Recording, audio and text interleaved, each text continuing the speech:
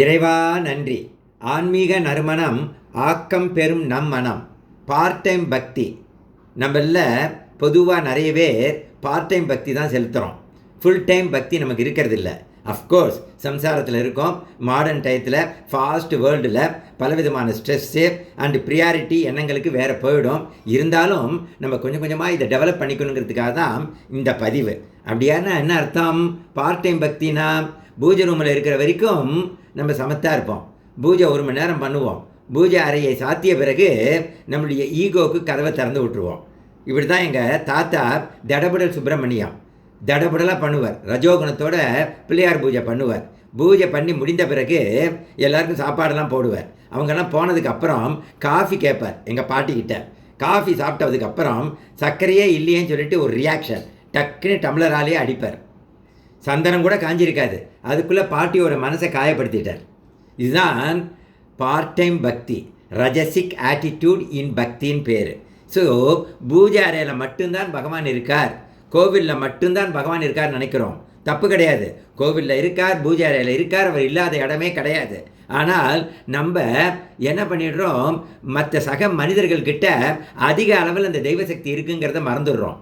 So பர்சனாலிட்டியாக பார்க்குறோம், அந்த ரோலாக பார்க்குறோம். நம்ம மனைவி தானே, நம்ம ஹஸ்பண்ட் தானே, இவருக்கு இவ்வளோ தானே அறிவு, இவர் இவ்வளோ பணக்காரராச்சே, பர்சனாலிட்டி, பொசிஷன், ஸ்டேட்டஸ், அழகு, அறிவு, இதை பார்த்து பழகிறதுனால நம்மளால் அந்த தெய்வத்துவத்தை பார்க்க முடியல. ஞான கண்ணால் நம்மளால் மற்றவங்கள பார்க்க முடியறதில்ல. இதுதான் பார்ட் டைம் பக்தியினுடைய குறைகள். அப்போ என்ன பண்ணணும்? ஞான கண்ணை திறக்கணும். எல்லாரும் ஒன்றுதாங்கிற பாவனை வரணும். ஏகாத்ம பாவம் பேர். எல்லார்கிட்டையும் இருக்கிற அந்த ஆத்மன் ஒன்று தான். பீயிங் லெவல் ஆஃப் அண்டர்ஸ்டாண்டிங் வச்சுக்கணும். அப்படி இருந்தால் சக மனிதர்களை வெறுக்கிறது, பொறாமப்படுறது, கோபப்படுறது, ரியாக்ட் பண்ணுறது இதெல்லாம் இருக்கவே இருக்காது. கொஞ்சம் கொஞ்சமாக குறையும். இதனால் உடலும் மனமும் ஆரோக்கியம் படும். ஆன்மீகம் எதுக்காக? உடல், மனம், புத்தி 3மே ஆரோக்கியமாக இருந்தால்தான் நம்ம மோர் யூஸ்ஃபுல்லாக மற்றவங்களுக்கு இருக்க முடியும். அதுக்காக தான் இந்த ஆன்மீகம். ஆனால் நம்ம கோவிலில் தரிசனம் பார்க்குறோம், அதுக்கப்புறம் ஆரத்தி காட்டுறாங்க, அண்ட் பூஜை ரூம்லேயே ஆரத்தி காட்டுறோம். ஆரத்தி காட்டின உடனே அந்த மூர்த்தியை அழகாக வணங்கி விட்ட பிறகு அந்த ஜோதி ரூபமாக அந்த மூர்த்தி நம்ம ஹார்ட்டில் வந்து ரிஃப்ளெக்ட் ஆகணும், ஆறுது. அதனால தான் ஆரத்தி பார்த்ததுக்கப்புறம் நமக்கு வேணுங்கிறத ப்ரே பண்ணிவிட்டு மன நிம்மதியோடு எல்லாரையும் பார்த்து சிரிக்கிறோம். நைவேத்தியம் வாங்கிக்கிங்கிறோம். வெரி குட், அதுதான் முக்கியம். ஆனால் எல்லார்கிட்டையும் அந்த ஜோதி ஆத்ம ரூபத்தில் பிரகாசிக்கிறதுங்கிறத மறந்துடுறோம். எப்பொழுதும் பிரகாசிச்சுட்டு இருக்கு. ஆம்னி பிரசன்ட், அதுதான் பகவானை சொல்கிறோம். அவர் இல்லாத இடம் இல்லை, இல்லாத நேரம் கிடையாது, எந்த நேரத்திலையும் இல்லாமல் இல்லை அவர். அந்த ஞாபகம் நமக்கு எப்பொழுதுமே அப்பப்போ வச்சுக்கணும். நம்ம ஆஃபீஸில் இருந்தாலும் சரி, குடும்ப கடமைகளை பண்ணினாலும் சரி, இந்த மாதிரி கொஞ்சம் கொஞ்சமாக அந்த பார்ட் டைம் டிவோஷனை டிவைனைஸ் பண்ணணும். அண்டு இது ரொம்ப ரொம்ப முக்கியம். இதுக்கு பேர் தான் விஸ்வரூப தரிசனம்.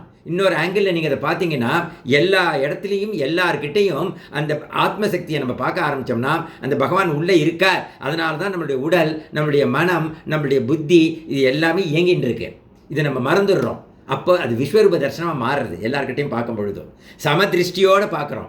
எல்லாரும் ஒன்றுதாங்கிற சமத்துவ புத்தியோடு பார்க்குறோம். ஏகாத்ம பாவமும் வந்துடுது.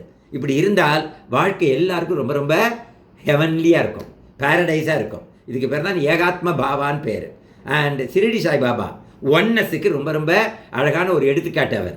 அந்த ஷிரடி சாய்பாபா பக்தை ஒரு நாளைக்கு என்ன பண்ணுறாங்க, ஒரு பிளேட்டில் ஸ்வீட் பண்ணி அந்த சப்பாத்தியெல்லாம் பண்ணி சாய்ராம் சாப்பிடுங்கிறாங்க. அவர் கண்ணை மூடிட்டு தியானத்தில் இருக்கார். அப்போ ஒரு நாய் வேகமாக வந்து அந்த பிளேட்டை இழுத்துட்டு போய் சாப்பிட்ருது. இதை பார்த்து கோபப்பட்ட அந்த பக்தை பெரிய கம்பை எடுத்து அடிக்கிறாங்க. அந்த நாய் கத்திக்கிட்டே ஓடி போயிடுது. திருப்பி ஃப்ரெஷ்ஷாக பண்ணி அந்த பிளேட்டை வச்சு, சுவாமி கொஞ்சம் கண்ணை திறந்து சாப்பிடுங்க, ரொம்ப நேரம் ஆச்சுங்கிறாங்க. அவர் கண்ணை திறந்து பார்த்துட்டு, நான் தான் சாப்பிட்டுட்டேனம்மா, நான் சாப்பிடும்போது தான் நீ என்னை அடித்து விரட்டிட்டியே, என்னை எங்கே நீ சாப்பிட விட்டேங்கிறாரு. பக்தைக்கு தூக்கி வாரி போடுது. உடனே பின்பக்கம் முதுகை காட்டுறாரு. அவங்க பெரும்பாலும் அந்த நாயை அடித்த அந்த தடமானது ஷிரடி சாய்பாபா முதுகில் தடமாக பதிஞ்சிருக்கு. Oneness. Sai sees Sai in every one. Lord Muruga sees Muruga in every one. And டிவினிட்டிகிட்ட எல்லாத்தையும் பார்க்குறார். அதுதான் அவர்கிட்ட இருக்கிற டிவினிட்டி மற்றவங்ககிட்டையும் பார்க்குறார். இதுக்கு பேர் தான் ஒன்னஸ்ன்னு பேர், ஏகாத்ம பாவம் பேர். அதை விட்டுட்டு அவங்க அறிவு சார்ந்து, அவங்க மனசு சார்ந்து, அவங்க அழகு சார்ந்து, அவங்க ஆஸ்திப்படி நம்ம பழகிட்டு இருக்கிறதெல்லாம் கொஞ்சம் கொஞ்சமாக நம்ம குறைஞ்சிக்கிட்டு அந்த பீயிங் லெவல் ஆஃப் அண்டர்ஸ்டாண்டிங்கை நம்ம டெவலப் பண்ணிக்கணும். வள்ளலார் என்ன பண்ணினார்? வாடிய பயிரை கண்டபோதெல்லாம் நான் வாடினேன். அதுதான் முக்கியம். அண்டு கோவிலுக்கு போகிறோம், கர்ப்ப கிரகத்தில் எல்லா ஆர்த்தியெல்லாம் காட்டுறாங்க. அதுக்கப்புறம் நம்ம என்ன பண்ணுறோம், வெளியில் வரோம் அண்டு பிரசாதத்தை சாப்பிட்டுக்கிட்டே அடுத்து பாலிடிக்ஸுக்கு போய்டுறோம். கோவில் வளாகத்துலேயும் நம்ம அப்படி தான் இருக்கோம் நிறைய பேர். அதெல்லாம் கொஞ்சம் கொஞ்சமாக நம்ம என்ன பண்ணணும், குறைச்சிக்கிட்டு எல்லார்ட்டையும் நம்ம என்ன யூஸ்ஃபுல்லாக இன்னொருத்தருக்கு நம்ம செய்யலாம்னு நினைக்கணும் கோவிலுக்கு போயிட்டு வந்தால். அதுதான் வெரி வெரி இம்பார்ட்டன்ட் திங்.